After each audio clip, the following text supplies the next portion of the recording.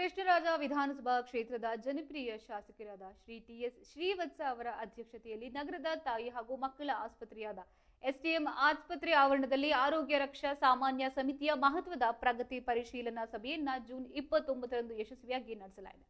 ಇನ್ನು ಸಭೆಯಲ್ಲಿ ಆಸ್ಪತ್ರೆಯ ಪ್ರಸ್ತುತ ಕಾರ್ಯವೈಖರಿ, ರೋಗಿಗಳಿಗೆ ಸಿಗ್ತಾ ಇರೋ ಮೂಲಸೌಕರ್ಯಗಳು ಹಾಗೆ ಔಷಧಿಗಳ ಲಭ್ಯತೆಯನ್ನ ಕುರಿತು ಶಾಸಕರು ಅಧಿಕಾರಿಗಳಿಂದ ಸಮಗ್ರ ಮಾಹಿತಿಯನ್ನ ಪಡೆದರು. ಇನ್ನು ಆಸ್ಪತ್ರೆಗೆ ಬರುವ ಗರ್ಭಿಣಿಯರು ಮತ್ತು ನವಜಾತ ಶಿಶುಗಳಿಗೆ ಯಾವುದೇ ರೀತಿಯ ತೊಂದರೆ ಆಗದಂತೆ ಅತ್ಯುತ್ತಮ ವೈದ್ಯಕೀಯ ಸೇವೆ ಒದಗಿಸಬೇಕು ಎಂದು ಕಟ್ಟುನಿಟ್ಟಿನ ಸೂಚನೆಯನ್ನು ಕೂಡ ನೀಡಿದ್ದಾರೆ. ಇನ್ನು ಆಸ್ಪತ್ರೆಯ ಸ್ವಚ್ಛತೆ ಹಾಗೂ ಸಿಬ್ಬಂದಿಗಳ ಕಾರ್ಯದಕ್ಷತೆಯನ್ನ ಹೆಚ್ಚಿಸೋಕೆ ಹಲವು ಪ್ರಮುಖ ಸಲಹೆ ಸೂಚನೆಗಳನ್ನ ಸ್ಥಳದಲ್ಲೇ ನೀಡಿದರು. ಈ ಮಹತ್ವದ ಸಮಿತಿ ಸಭೆಯಲ್ಲಿ ಆಸ್ಪತ್ರೆಯ ಮುಖ್ಯ ವೈದ್ಯಾಧಿಕಾರಿಗಳು, ತಾಯಿ ಮತ್ತು ಮಕ್ಕಳ ಕಲ್ಯಾಣ ವಿಭಾಗದ ಉನ್ನತ ಅಧಿಕಾರಿಗಳು, ಆರೋಗ್ಯ ರಕ್ಷಾ ಸಮಿತಿಯ ಸಾರ್ವಜನಿಕ ಸದಸ್ಯರು ಹಾಗೂ ಪ್ರಮುಖ ಮುಖಂಡರು ಉಪಸ್ಥಿತರಿದ್ದರು.